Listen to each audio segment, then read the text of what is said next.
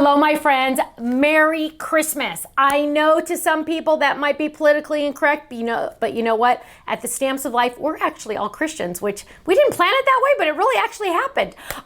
That's, I guess, what happens when you start your company on a prayer and a dare, right?